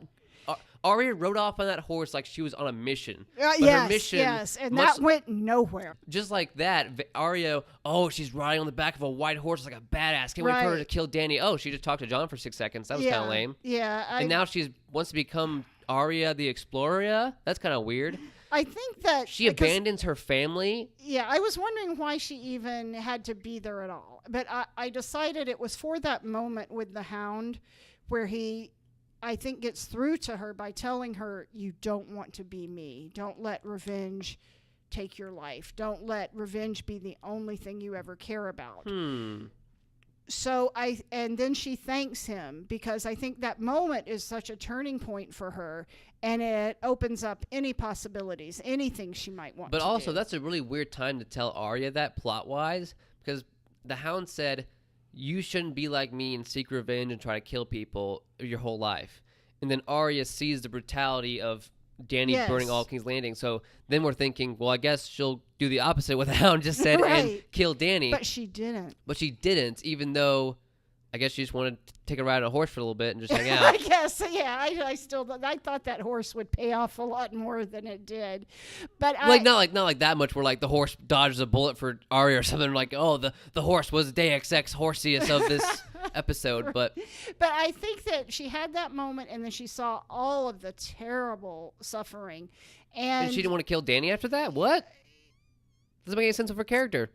I don't know. All she did was sneak up on Jon and be like... Yeah, and all of a sudden she was there. And she's like, maybe you should kill this brutal dictator who just burned an entire city full of children. Maybe you should, Jon. That's just my opinion. Jon didn't need that push. He was already talking to Tyrion. Yeah, and she's saying, I know a killer when I see one. Well, I think we all know her now. Yeah. But it's a good question that...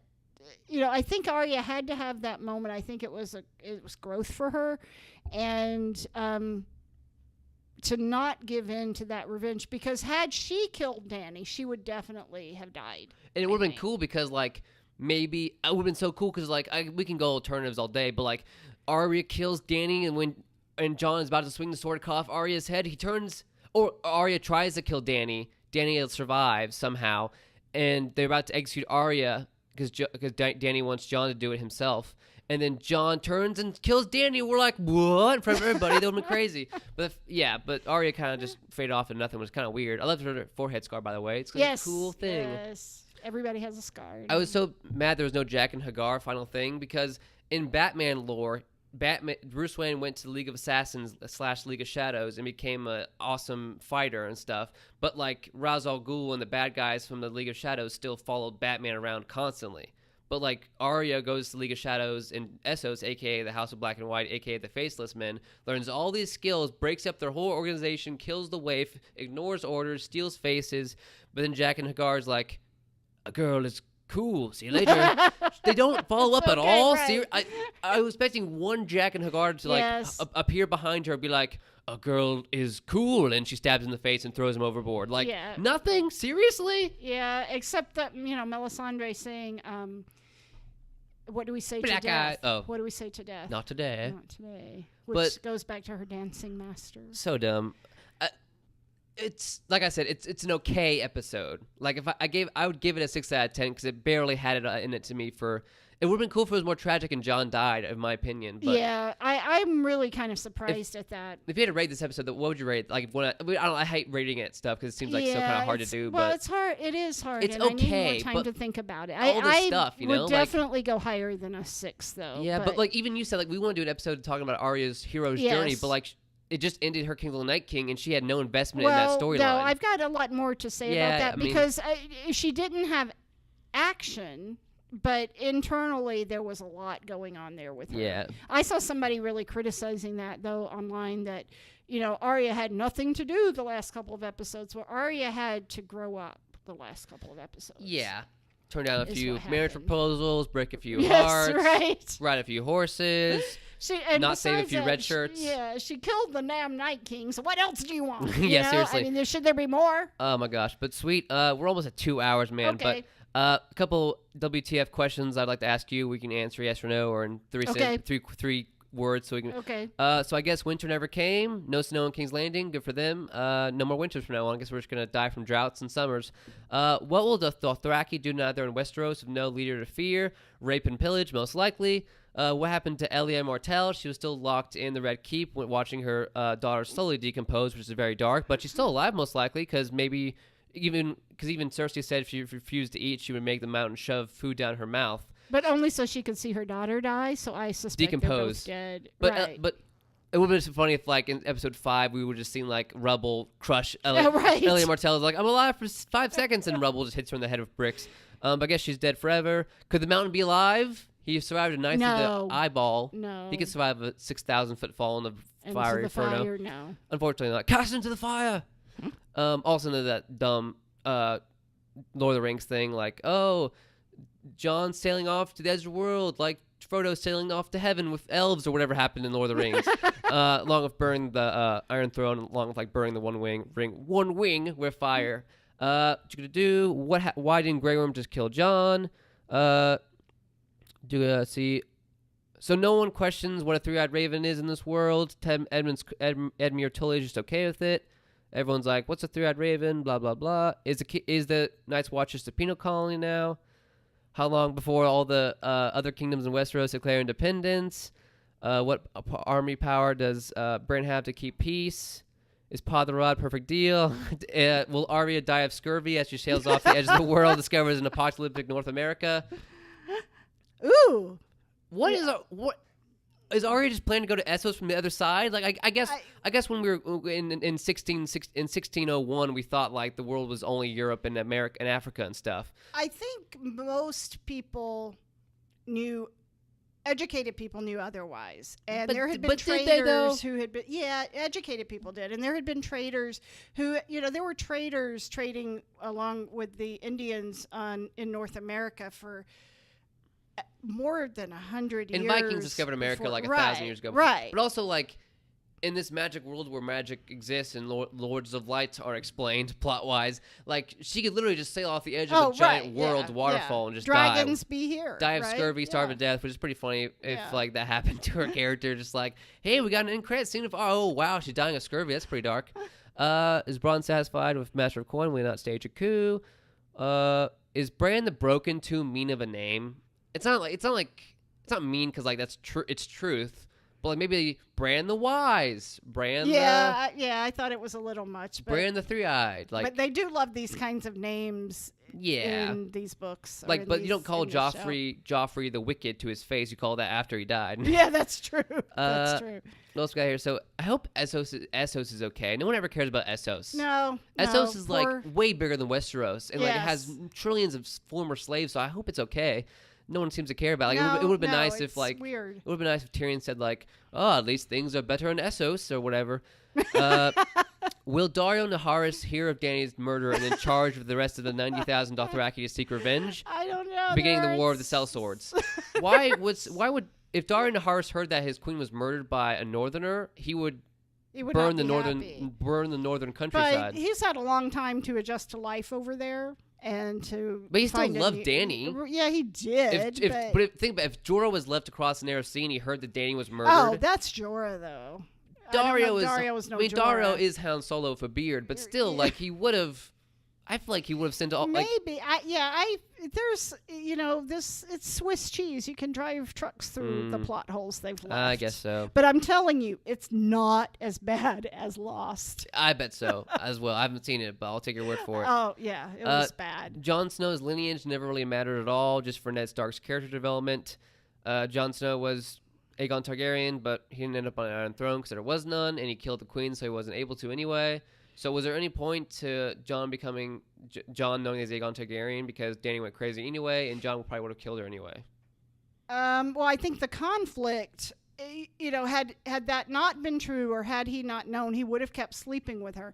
And I'm only partly kidding when I say that part of the reason she went crazy is because she loved someone who couldn't love her back. Yeah. I think of the people like Daario and stuff that she really admitted that she couldn't love. I do think she really loved Jon, and I think rejection from him devastated her. Yeah, and if he kept loving her and like was sleeping with her, I think he'd be like, there's no way he'd murder her. Yes, But I like to believe if he didn't know if he never knew he was Aegon Targaryen, he would still murder her because it's the right thing to do. Yeah, but I'm not sure she would. Oh gosh, this is problematic. I'm not. I think that his rejection of her was a really big part of her going crazy. And we can talk about the whole season later on, but because there's a lot to talk about there.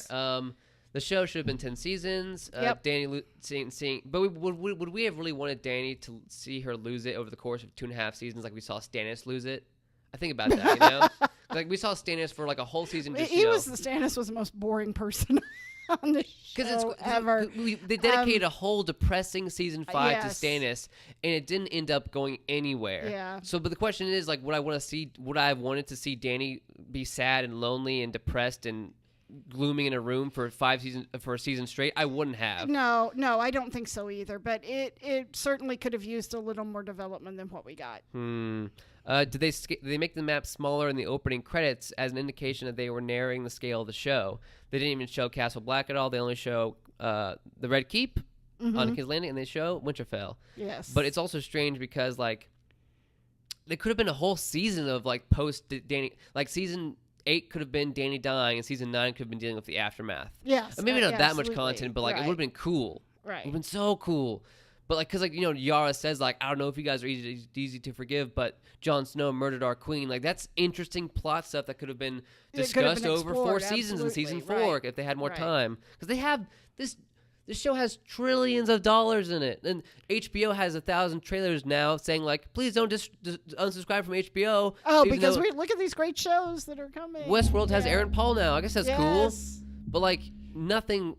HBO will never get the same thing as Game of Thrones, so they should have fired Double D's and just hired J.J. Abrams to make the last 3 seasons. Like they put so much money into this just for the Double D's to make it so bad where everyone hates it. Like I can't even fathom what the heads at HBO are thinking. Like, did the Double D's like own Game of Thrones with George R.R. Martin? Did George R.R. Martin back up the Double D's? Like, there's actually a documentary about season 8 that's going to come out. But I want to see the Fire Festival style version come out next year, where it's like this is what went wrong. Like where it's like, oh, hello, I'm Double D's ex-wife, and this is what happened or whatever. This is the true story. Amanda Peet is going to write that, is she? Because she's married. She's married to David, Double D's? One of them. Mr. D? I don't know which one. She's married to one of them. Huh. I think in a few years they will have things to say that will, and maybe even like in 6 months, things to say that will shed some light on it. Like maybe we'll find out like, oh, they both had cancer. That's kind of sad. And like, oh, wow, this is a jump. But but at this point, like, unless they, like, because Zack Snyder fell out of the superhero movies because he had a personal tragedy. Like, Keanu Reeves fell out of acting for a while because he had a personal tragedy. But, like, when you have a personal tragedy, you stop doing the show. But they kept doing it. So it's, like, weird.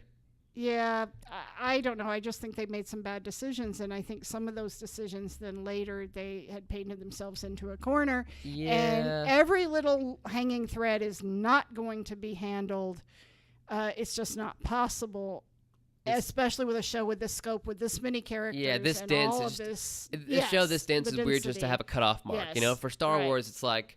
No one's like, but what are the politics in Coruscant, which I don't know about in the 80s, because Coruscant wasn't a thing in episode 3. Or the Return of the Jedi, you know? Like, the Return of the Jedi could just end, game over. Right. No one was like, but what about the Gungans or something? Like, no one's questioning that. There was 3 episodes. We always knew they were going to, well, from early on, we knew they were going to, that George Lucas had wanted there to be 9. Mm-hmm. That came out, like, after the very first one, it's the Star Wars movie. But yeah, I don't remember feeling like, oh, well, what happens now? And what about this? And what about that? It seemed more self-contained. Yeah, and we're almost at 2 hours here. So I think, like, we plan to do another cast soon about like, Arya and Jaime's whole plot thing.